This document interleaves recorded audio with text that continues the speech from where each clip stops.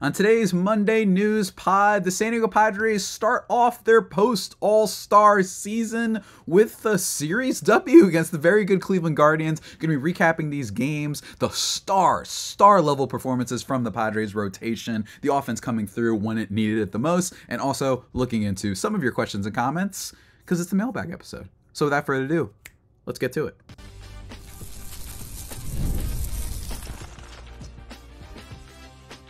You are Locked On Padres, your daily San Diego Padres podcast. Part of the Locked On Podcast Network, your team every day.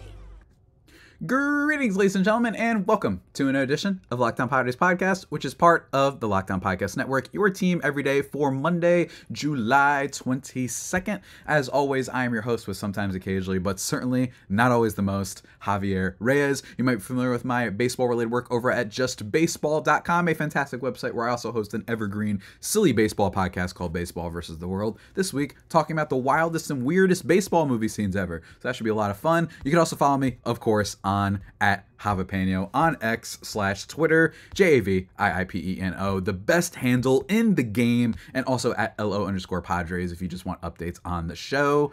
We're back, man. We're back. I want to start this off really quickly by saying I'm sorry that I've been really late with the postings. They have been posted, but I haven't necessarily gotten the episodes out as fast as possible. It's just been a weird month. I've had like a new sort of a job that I've kind of done that I've just been doing at night. It will be done soon. I think we're going to be good. It's actually being done at a perfect time now, the trade deadlines, coming up and everything. But I'm going to try and getting the episodes like a lot faster. And frankly, even some of the times that I haven't necessarily had work that I was doing or things to take into account or sleep I was catching up on, there have been like maybe once or twice that I think I was just a little bit lazy and I should have done the podcast instead of waiting until the very next morning after. So this was not one of the lazy times. I genuinely just couldn't yesterday, but just going forward, I'm going to try and get these out at a more consistent time, which is going to be hopefully at 12 a.m., right? 12 a.m. Eastern time. Hopefully it'll be out for you. That way when you're on your commute, it's always there for everybody. So my apologies. Going to try and do better. Also, though, let me just mention really quickly, today's episode is brought to you by Prize Picks, the easiest and most exciting way to play daily fantasy sports. Go to prizepicks.com/LockedOnMLB and use code all lowercase LockedOnMLB for a first deposit match up to $100. Let's get into the weekend series, guys, because we actually have a lot to talk about with not too many crazy, I don't think there was a crazy development that happened this weekend in a lot of ways. The Padres, at a glance, what has been their thing this year? They've been losing and getting swept by teams that they shouldn't get swept by, and then they beat teams that are very good. The Cleveland Guardians, well, I do think that we talked about this with Jeff Ellis of Locked On Guardians in the preview episode on Friday, that I do think that there is something about them that it wouldn't shock me if they regress, only because similar to the Mariners, who I had slandered last week, their offense, unlike the Mariners, though, the Mariners offense just isn't very good. They actually just released, by the way, Ty France, for those who might remember him when he was on the Padres for a cup of coffee, that the Cleveland does have three offensive players that have been awesome for them, and David Fry, and of course Jose Ramirez and Steven Kwan. And then the Mariners are basically like that, but worse, right? They don't even have one guy who's been going good for them. So it's possible Cleveland falls off, but bottom line is they haven't right now. So it was really good to see the Padres bounce back against a good team. But again, it's not surprising because they've done this a lot this year, whether it be winning series against the Braves after getting swept by the Rockies, winning series against the Royals. Remember when the Royals were at the top of the division at one point? They've beaten those teams. They're able to do it. They just then follow this up. Unfortunately, if we go by previous precedent that's been set in 2024, they get swept by the Nationals. That's what usually happens for this team. And I'm excited for that series, by the way, because last time those teams faced off, it was not kind. It was not, there was some high tension to the last one, so I'm excited for that. But let's talk about this weekend. 2-1. Padres got the rubber game in their favor, winning over the Guardians on Sunday. Michael King, honestly, I think that's all you need to talk about here. Yes, it was a little bit disappointing that the Padres weren't necessarily able to hit up Ben Lively, but Ben Lively's been okay this year. He goes 5 1/3, giving up 2 earned runs and 6 hits. There were a couple moments where the Padres got on base, and I just didn't think that they had the best at bats, as evidenced by the 6 hits and only 2 earned runs, and then it's not like he struck out many guys. So I do think that they didn't have the best productivity this weekend, but in fairness, they still got the series wins. But yeah, overall the offense was not very good this weekend, and it's understandable against the Guardians bullpen. That's kind of what's been carrying them. They have the best closer in baseball right now in Class A. But the starting pitching, you needed more. against them, I think, this weekend, especially in the Friday game and in the Sunday game. But nonetheless, Michael King makes up for it, going absolutely off. Actually, all three of this Padres' best starters did amazing this weekend. Michael King, 7 innings, 1 earned run on 2 hits, 1 walk, 6 Ks. He had a no-hitter going into the 7th inning of this game. And if you're wondering, well, why did they take him out? Well, he was at 86 pitches, and I think that you do have to remember that while King himself did say that he does want to kind of, go further into the season, maybe he wants to get, 180 innings or so, maybe, or whatever it is, that would still be like a great workload, but it's still worth keeping an eye on, and we still have a whole season left to go, and he's been one of the few trustworthy pitchers for the Padres as of late, basically since like May. This guy has been amazing. In fact, I have a number on that they showed during the broadcast. Since May 22nd, Michael King, among MLB starters, he ranks 6th in ERA at 2.4, 5th in strikeouts at 74, home runs allowed, only 3 home runs allowed. And remember, that was the big thing that he was doing at the beginning of the season. He has the 3rd lowest among all starters, and then WHIP at 1.04 is the 15th best. So not as dominant as other people in that regard, but still, this has been a guy that's just been steady, and he's not giving up the hard contact. So while he doesn't have the cease type performances as much, and we'll talk about him soon enough, I promise you, King has just been so consistent and so valuable for so long now that people are starting to say, that Juan Soto trade, huh? And someone actually, one of my good listeners actually asked about that. So we'll save that conversation for later. But just really, really dominant stuff from Michael King. His changeup in particular was working. And that's kind of been his go-to best pitch overall, I think, this season. But it was especially dominant here. 11 whiffs on 20 swings on his changeup. That's excellent, excellent stuff. He went with that almost, not exclusively, but that was the primary pitch he used. Used a little bit less of a sinker and sweeper and slider. But whatever. That's been what's so fun about King, is adjusting and seeing how much his repertoire has evolved and how much he goes to different things, sometimes depending on the lineup. So really good stuff from King. And like I said, had a no-hitter going into it. The Padres' lone runs in this game coming not from Jurickson Profar, who went 2 for 4 in this game with a walk. Not from Luis Ariz, who actually hit a double in this one, going 1 for 5. Not from Manny Machado, who went 0 for. Not from Xander Bogaerts, who actually went 2 for 4 in this game with a stolen base. Xander? Okay. All right, Xander, I'm trying to hope, guys. I'm trying to hope. I'm hoping. We need you, man. We need you. Xander going 2 for 4. It was a Jackson Merrill? No, it was our guy, the man, the myth, the legend. One of the more out of nowhere surprises, I think, in the National League, frankly, but especially for this Padres team that has been struggling to find good catchers for what feels like forever. I can't remember the last time they had. It was like 2021, those like first 30 games before he got injured, Austin Nola. You remember that? He actually like hit and just got on base and hit for like singles and stuff like that. He was a little bit like a baby Ariz in terms of just his hitting profile. That like 30 game stretch, I swear, is like the best stretch of a catcher the Padres have had. And then of course Campy Hive last year in the 40 games that he played, or started, I should say, was amazing. But Kyle Higashioka, he's the one that is the hero in this one. 2 RBIs, goes 2 for 4 with a double. It's amazing how much he's just completely taken that starting catcher job, and he deserves it, plays good defense, and most importantly, he's actually hitting at a level that's conducive to success. And it's still really impressive that it's not just that he's hitting well for a catcher, he's just been a solid hitter in general. Now, a lot of that is based on just a lot of slugging, which isn't always something that you trust from a catcher, that catchers are going to be the ones that are your most reliable power hitters. But 121 WRC plus, can't argue with that. And even if he has been slugging at a rate that is just not sustainable, who cares, man? Bottom line is he's been great, and you love to see it. Already with 11 home runs this year, already more than his entire career before then in terms of per season totals, I should say. His previous high was 10, which he did in like 90 in 60 games. He's only played 43 for the Padres this year. So he's on a heck of a run. Keep riding it as long as you can before it goes away. And then, of course, bullpen comes in. Thankfully, it's because Michael King was so good. They needed him to be dominant in this start. Because he was able to go as far as he did, Jeremiah Stroud, Robert Torres, that's all you needed. And with the off day today, guess what? You're going to have them healthy and replenished, or at least healthy, not healthy. They're going to be ready. They're going to be rested for this next series against the Nationals if need be. So that was a huge performance by Michael King to set up the Padres to do well in this National series. They didn't have to go to, Wandy Peralta, they didn't have to go to those type of guys. Yuki Matsui even. You didn't have to go to the guys that they don't trust, which frankly has been the entire bullpen for a long time now. So love that. Great win by the Padres. But that's not all, folks. We got to talk about the rest of the weekend slate and how lovely they were this weekend. We're going to talk about the one loss, and then we'll finish with the positive one on Saturday. The Dylan Cease masterclass that it was. But first, just a second to talk about one of our sponsors today, and that is the ones that you heard at the top of the podcast, our good friends over at Prize Picks, folks. We love Prize Picks here on Locked On Padres and Locked On MLB, everywhere. Everybody.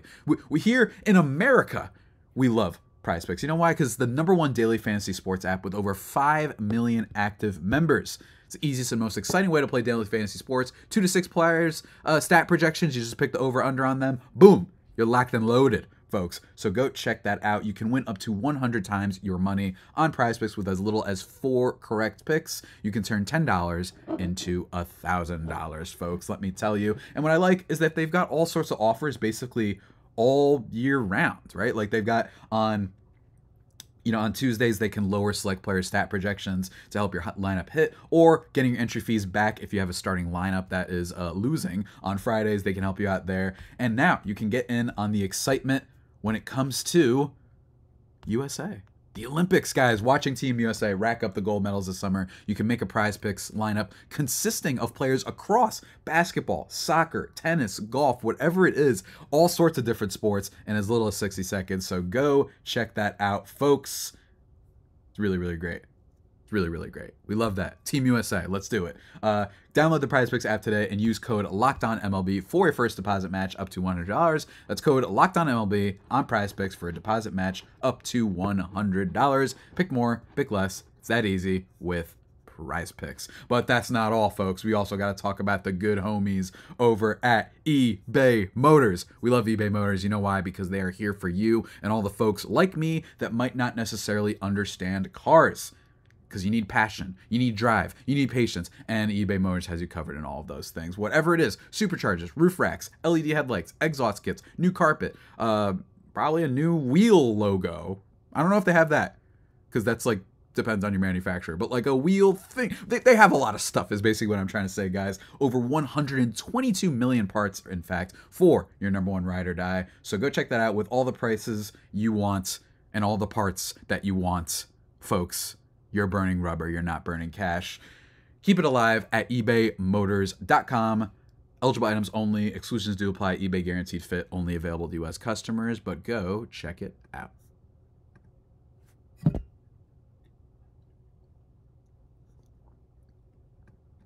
And just like that, folks, we are thriving and vibing into segment number 2 of this here Locked On Padres podcast. Let's not waste any time. And you know me, I filibuster a little bit. I had some fluff before we talk about stuff. Let's just get into it. Friday's game. We want to go over the bad one first.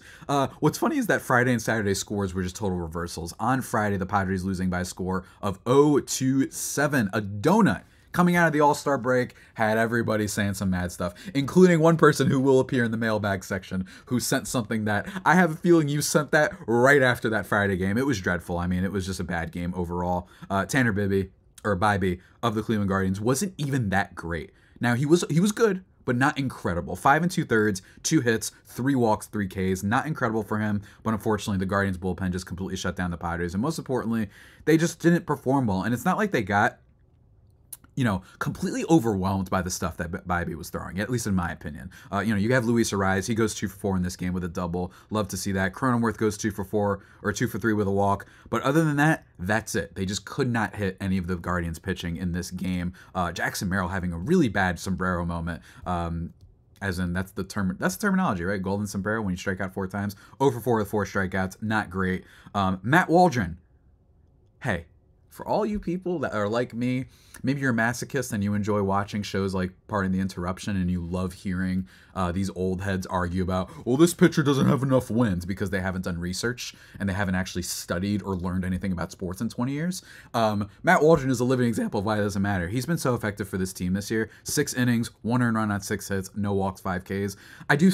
We talked about this in Biggest Questions for the second half. I am still wondering how it's going to age or how he's going to develop going forward. Because at some point, the knuckleball, there's a reason why it went away. It's a little bit of a novelty. So can he improve some of his secondary pitches? I think the sweeper is great. We're going to see, though. But overall, he's still been like as close to a just solid starter that the Padres have been able to get this season. And I love it. This is not his fault. And the 7 earned runs, yeah, they didn't come from him. This might shock you guys, but the Padres bullpen completely put the game out of reach. Aside from Yuki Matsui, hey, he has a nice bounce back appearance. 1 inning, 3 strikeouts, no hits, no walks. But then Steven Kolek, who I was just starting to say that I was getting intrigued by him. And I was just starting to say, I think it was on Friday's show actually, or Thursday's show, that I was actually getting a little bit intrigued by him just because I do like how many ground balls he generated, right? I thought he might have been getting a little bit better as time was going on. But of course, that didn't happen, right? Like I said, he seriously has an incredible ground ball rate. 56% of the batted balls are going on the ground. And if you look at his peripherals, right? Expected ERA is 4.35. His FIP is 3.54, xFIP 3.34. So I think that tells me that there's some room for improvement. But he's still been really, really disastrous. When he's bad, he's not a guy who's giving up a run. He's doing what he did here, not getting a single out, giving up 4 earned runs, and then they bring in Austin Davis, who gives up 2 earned runs of his own on a walk, and then Sean Reynolds comes in. Love that. Shouts to you, kid. We appreciate you coming in for your second ever appearance. But overall, just a disastrous moment for the Padres bullpen. Padres offense didn't show up. I'm not as mad at them. It's just so hard to get mad at this Padres offense, considering that their highest paid players were the ones that stunk it up for so long. And they're starting to get better, Machado being the biggest one. And also that they have Tatis out. It's hard for me to get mad because they're still top level when it comes to producing this year on an offensive level, considering that I don't think a lot of people would expect that if Fernando Tatis Jr., Xander Bogaerts, and Manny Machado all started off the season poorly, that we would be anywhere where we are. So still not mad at them, although that is a really bad performance from them.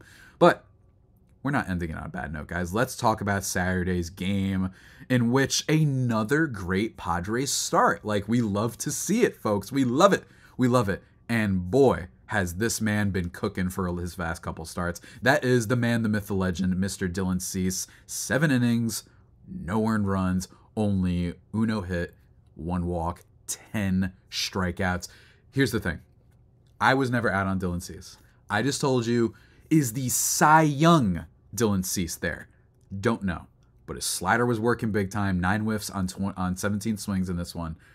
He was dominant. He was dominant. And yes, it is against a not necessarily consistent, great offensive team, the Guardians, but I don't care. His last start against the Braves, he was great. His start against the Diamondbacks, yes, he gave up 3 runs, but they're on 2 home runs, and I don't know, I feel like they shouldn't have actually kept him in, right? I actually think that wasn't his fault, but even still, basically, aside from the start against the Rangers, he's been pretty great. I think he's going to have a good second half. The only thing about him that I do agree with is I don't know if we're getting Cy Young Cease. That's probably not happening. But who cares? The guy throws innings, gets a crap ton of swings and misses. Really good stuff from him. And the Padres offense shows up in this one. Jeff actually talked about if there was one to worry about, it would be Gavin Williams for the Cleveland Guardians. And they hit him up good. 6 hits, 3 earned runs. But it wasn't just him. They also are able to tack on a couple extra runs against Spencer Howard. In this game, our heroes being the one who lost the start catching job, Luis Campusano. He drives in the first run of the game. Luis Arraez draws a walk with the bases loaded. Jake Cronenworth gets hit by a pitch. It wasn't necessarily the ultimate showcase of Padres' incredible offense, but bottom line is they still scored some runs. They drew some walks. They were a lot more patient. It wasn't like the Friday game or even the Sunday game where I felt that they weren't, I just thought that they were bad at bats. I think they were taking what they could have. In this game. Peralta hitting a home run in this one. Very random, but I appreciated it. I just kind of love David Peralta. I don't know why. I like that he's called freight trade and he's clearly washed, but he's not even close to the worst signing the Padres have had. I don't know. It's just, there's something about him that is really endearing to me. Luis Campusano also drives in a 1 after that, and then Jake Cronenworth gets a home run after Campusano drives in 1. So love to see all of that. Really good stuff.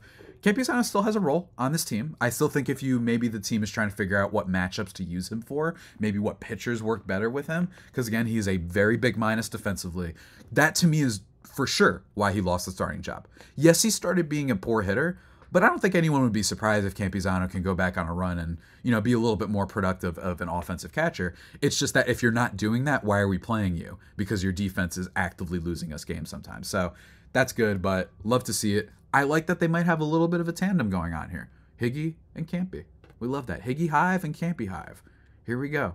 We love it. Who was the one that said, there was a third one. I forgot who it was. The Soldiers? I think it was Robert Birdie, if you're listening to this. I think he said something like that. I forgot what it was. But anyway, really good performance from the Padres. All in all, series win, winning 2 out of 3, winning the rubber match. I was impressed. I thought that they just played really well. But the key is going to be what comes up after. Because the Padres, as I said at the top of the show, they tend to have these good performances against playoff, even sometimes World Series contenders, and then they have a real bad stinker after that, and then it makes you say, like, what are we doing? That's what they've been all year. But hey, we'll just have to see against this National Series. But before we get into the final part of the podcast where I answer some of your questions, I need to take a quick break and talk to you, my good listeners, about the friends and folks over at FanDuel. Let me tell you, folks, I love sports. All summer long, your boy loves sports. He needs them. He craves them. He thrives off of them. They are a fuel for me. I don't run on water and food. I run on sports power, man. You know what I mean? And when it comes to FanDuel, they can help satiate that appetite of yours. And this summer, FanDuel is hooking up all their customers with a boost or bonus daily. That's right. Something for everyone every day, all summer long. Whatever bets you want to make, go check that out over at FanDuel.com and start making the most out of your summer. FanDuel, official sports betting partner of Major League Baseball. Go check them out.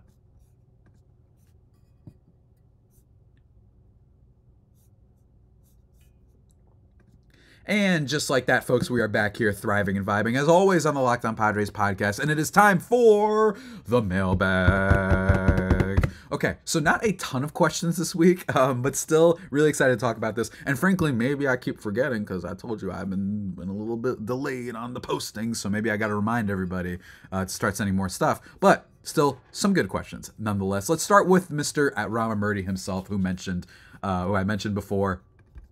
He asks, very astutely, question for Monday's show: can we finally acknowledge the Soto deal was a good move once and for all? Here's the thing. I don't like patting myself on the back. I don't like doing that, except for when I do. And this is one of those times. I always thought that there's a gray area for looking at the Soto trade. And that's where I was personally. Not to sound like one of those people who's like, see, I'm smart. I actually don't think either side is right. I'm not trying to say that. What I'm saying was, you can simultaneously believe that the Padres getting into the position where they traded Juan Soto is an abject failure. You cannot be put in a position where you traded. It's not like they picked this guy up out of nowhere and he was a farm system guy or whatever. You traded your future. And by the way, all those players are good. Mackenzie Gore only getting better. CJ Abrams, he's actually slugging the ball a little bit more and actually not running nearly as much as people thought he would, which is very funny, by the way. Random little note. How many stolen bases does that dude have? But CJ Abrams, and then James Wood looks like one of those freakazoid prospects. You give all that up, you need to make sure you are retaining the guy that you acquired, or you have him for a longer stretch of time. I understand he was really helpful in the playoff run, and I understand that last year he was great, but that's the issue. That's the issue. I understand why they had to trade him, but you getting there, extending everyone on your roster, Bogarts, Manny, Darvish, Cronenworth, Suarez, probably someone else that I'm forgetting right now. To do all of that when Juan Soto is going to be free agent next year. Yes, in another world, what it should be is it should be that the two players we have extended are Tatis and Soto. We'll figure out the rest. That's how talented those two are, right? Especially the latter in Soto, because Soto has just basically never been bad. You know what I mean? Like, he's basically never been bad. The only thing that's been bad about him sometimes is defense. You giving all that stuff and not being able to keep him when you probably could have if you didn't pay everybody else under the sun, that's a failure. That being said, this is where the gray area comes in. In the vacuum, I still really loved the Soto trade at the time. I thought they got a lot of good stuff. They got a starter who you knew was going to just slot right into the rotation, Michael King. We didn't necessarily know how he would be. Then you got Randy Vasquez and Johnny Brito. Randy has been okay as a number 5 starter, but it's not like they wanted to use him there. It's because of the injuries and the situations with Joe Musgrove and Yu Darvish. And then you got Johnny Brito, who I've heard some good things. He's improving in the farm. He might have some injuries to deal with, but he's been getting a little bit better. And they're both young. Those are the type of pieces that you get that they just could be fluff. They could be some extra depth for your team. Maybe if you need a spot starter, right? Or maybe if you want, I think Randy might be better used in a bullpen role potentially down the line. To have those guys, that's already like, okay, that's cool. And then you got 3 high impact players. One in Higashioka, who at the time, I remember seeing that, I was like, this is great. You need a backup catcher. Because we're not going to have Gary Sanchez, which, by the way, looks like they totally made the right decision to not re-sign him.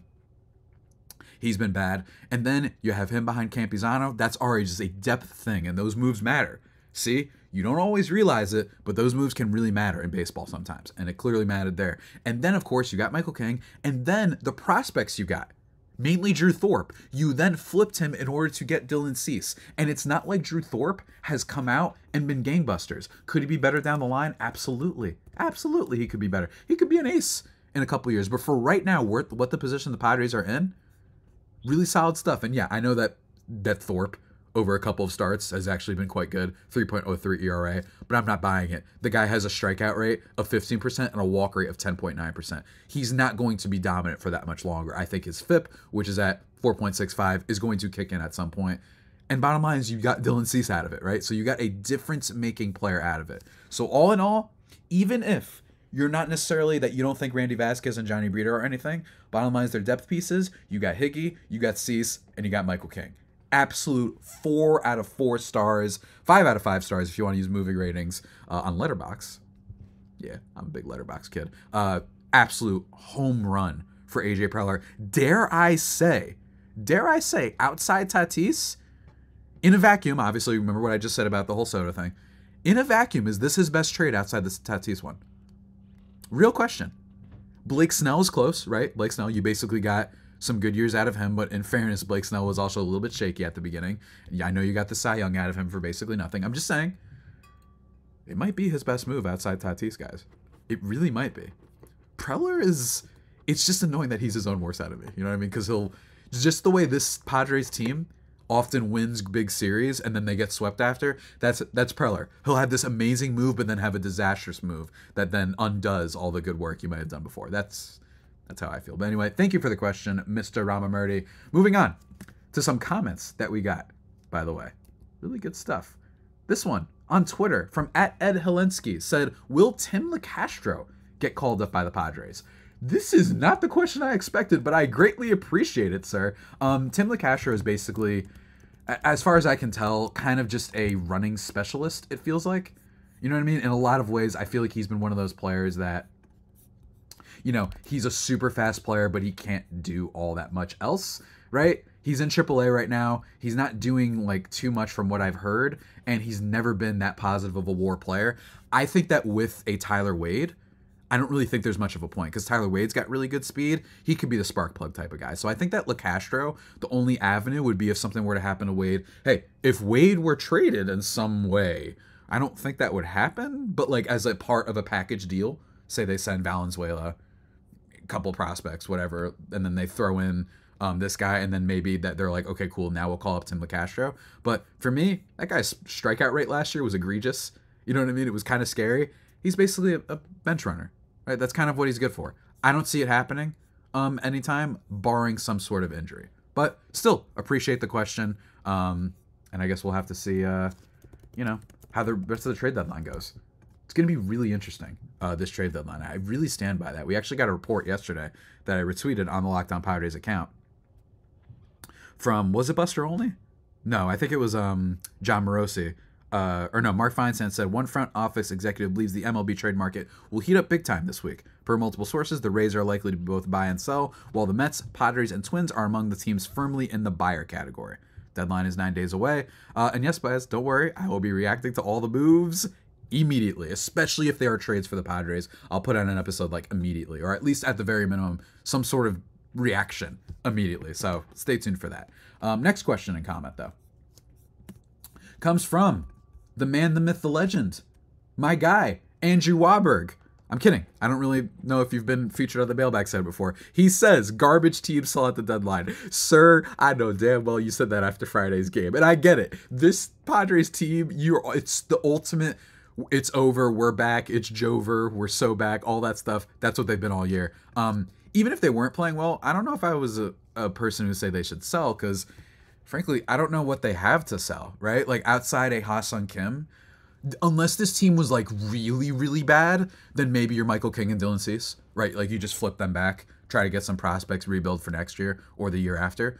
But they're at least contending and they're in a playoff spot, theoretically. And I think some other teams are going to fall backwards as the rest of the season goes on. So no, they're not going to be sellers, right? The only way they would have been sellers if they were like as disappointing, as bad as like a, you know, they're like a 10 games below 500 type of thing. What I am not in favor of necessarily is going big at the deadline. That part I would agree with you. Next up, at Old Man Greg H says Tatis MRI was good, so we can start ramping up in increments. Yes, he says. Yeah, that's really big news, and we're going to find out this week. Depending on reports, I think pay attention. If you see outfielders mentioned from reporters that we trust as like guys that the Padres might be interested in, that might be a little bit of a look inside how this team feels about Tatis's potential to return. Because maybe he returns, but maybe they're like, yeah, but what if it's like in September? You know what I mean? Like that's going to be the question, I think. What if it's late September? So we'll see. But thankfully, yes, that is huge good news.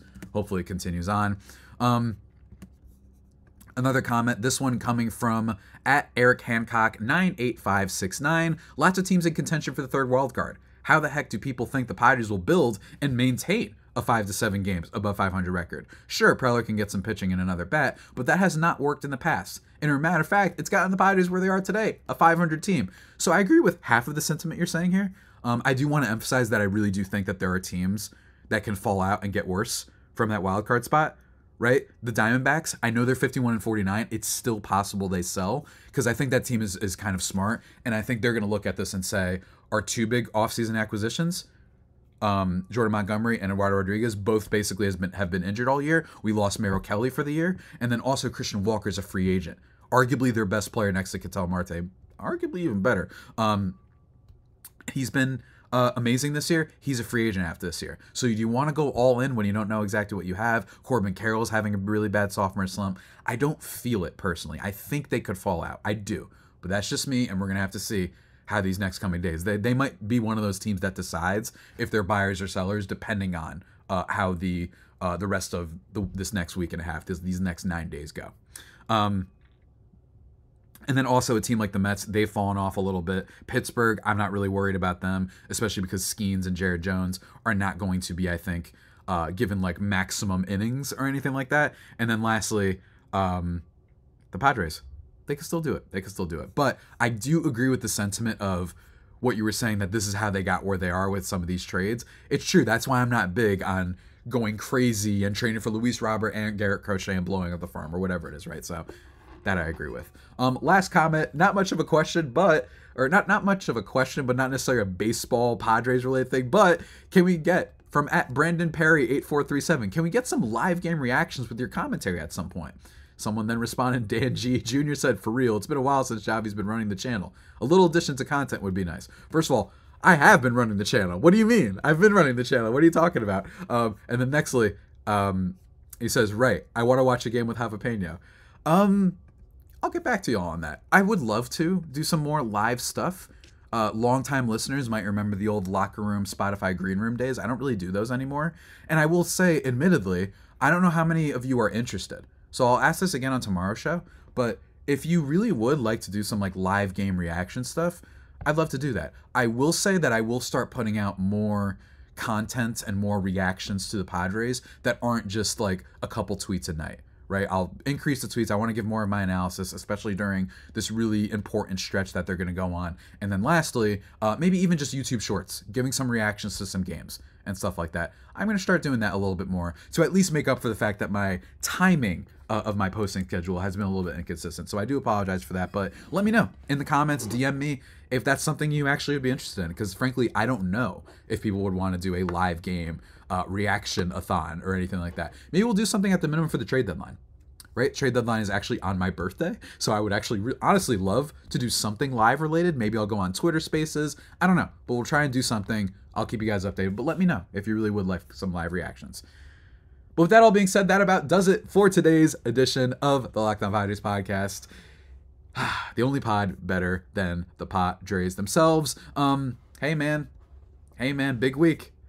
Big week upcoming. It would not surprise me if we get at least like some bullpen sort of acquisition. Frankly, even today I could see it. Whatever it is though, stay tuned. I will have it covered. I'm super amped for the trade deadline. The Padres are always a blast during these times. They're always making some big move, right? More or less all the time. So this should be a lot of fun, and I'm still hopeful that this team can get it going. So until that next time, stay safe, and of course, stay faithful. My Friar Faithful homies, take